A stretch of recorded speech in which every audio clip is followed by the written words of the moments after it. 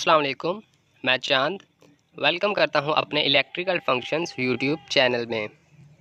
Friends, आज हम सीखेंगे कि हमारे डीसी इन्वर्टर एसी में अगर F4 का एरर आ जाए तो हमें कैसे उसको फेस करना है और किस तरह से हमने अपने एयर कंडीशनर में से इस फॉल्ट को निकालना है। बहुत ही आसान है। आपको बता दूं कि ये एरर F4 चैंग होंग रूबा के एयर कंडीशनर में आता है मोस्टली, और एयर कंडीशनर में भी आ जाता है, लेकिन ये जो एग्जैक्ट इसका जो फॉल्ट है वो आपको चैंग होंग रूबा में मैं आज आपको बताने वाला हूँ। तो चलिए यहाँ पर सीख लेते हैं।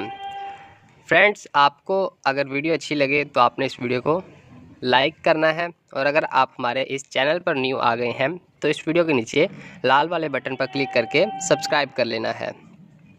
चलिए यहाँ पर मैं आपको दिखा देता हूँ। फ्रेंड्स, अगर तो यहाँ पर आपको एरर देखने को मिले इंडोर यूनिट में डिस्प्ले पर F4 का, तो आपका जो फॉल्ट होगा आउटडोर यूनिट में होगा, चैंग होंग रूबा में।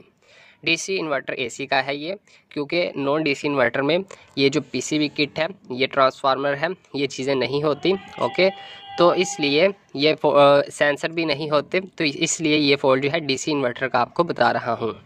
मैं इंशाल्लाह इस चैनल पर डीसी इन्वर्टर से रिलेटेड, पीसीबी किट से रिलेटेड तमाम वीडियोस अपलोड करने वाला हूं, इसलिए आप हमारे चैनल को जल्दी से सब्सक्राइब कर लें इस वीडियो के नीचे रेड बटन पर क्लिक करके। तो चलिए यहाँ पर आपको बता देता हूं, अगर आपके इंडोर यूनिट में E4 का एरर आपको देखने को मिले और एयर कंडीशनर कूलिंग ना करे तो इसमें यानी कि कोई फॉल्ट है, तो आपने उस फॉल्ट को बहुत ही आसानी से निकाल लेना है। मैं इस पर और भी वीडियोस बनाऊंगा जो कि आपको एरर कोड से रिलेटेड मिलेंगी।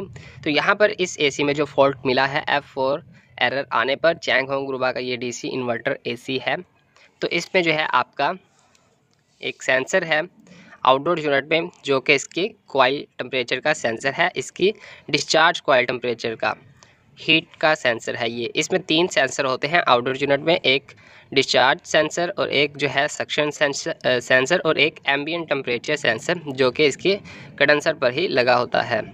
तो इसको चेंज करने से इसका फॉल्ट आसानी से क्लियर हो गया। तो आपने इसका डिस्चार्ज सेंसर वो वाला यहाँ पर मैं आपको दिखा भी देता हूँ कहाँ पर लगा होता है। यहाँ पर इस पाइप के ऊपर, जो कि आपके कंप्रेसर से डायरेक्ट डिस्चार्ज बाहर है, यहीं पर इसके ऊपर फिटिंग बनी होती है जिसमें ये लगा होता है इसके इसी तरह से इसके साथ। तो आपने ये वाले सेंसर को F4 एरर आए तो चेंज करके अपने फॉल्ट को आसानी से क्लियर कर लेना है। नॉर्मली F4, F2 और F3 का एरर आता है इन सेंसर्स पर। इसका एक डिस्चार्ज सेंसर है और सक्शन सेंसर इसका पीछे नीचे की तरफ होता है। ओके, और इसका एम्बिएंट टेम्परेचर सेंसर वो यहाँ पर मौजूद है। तो उम्मीद है आपको समझ आ गई होगी कि F4 के एरर पर आप डिस्चार्ज सेंसर को चेंज करके अपना फॉल्ट क्लियर कर सकेंगे। यहाँ पर मैं आपको इसको एडजस्ट करके दिखा देता हूँ। इस तरह से कुछ इसकी फिटिंग होती है, जो कि आप इसके ऊपर यहाँ पर एडजस्ट कर सकते हैं। इसको यूँ लगाने से आपका सेंसर इसमें आसानी से अटक जाएगा और बिल्कुल पाइप के साथ कनेक्ट रहेगा। इसको इसके सेंसर के साथ ही हम कनेक्ट कर लेते हैं। ओके, तो इस पे इसको आपने लगा देना है इस तरह से, और इसको हमने आसानी के साथ इस पाइप के ऊपर फिट कर देना है। ओके, तो ये सेंसर आपका यहाँ पर लग चुका है। इसका जैक इस पीसीबी किट में यहीं पर नीचे कनेक्ट होता है। तो यहाँ पर ये वाला सेंसर आप डिस्चार्ज टेम्परेचर वाला चेंज करके आप आसानी से इसको सॉल्व कर सकते हैं। फ्रेंड्स, वीडियो अगर अच्छी लगी है तो वीडियो को लाइक और शेयर ज़रूर कीजिएगा, और मुझे आप बताएं कमेंट्स में क्या आप जानना चाहते हैं इन्वर्टर कंप्रेसर की टेस्टिंग को। तो मैं इंशाल्लाह उसके ऊपर भी एक जल्द ही वीडियो बना दूँगा। अल्लाह हाफिज़।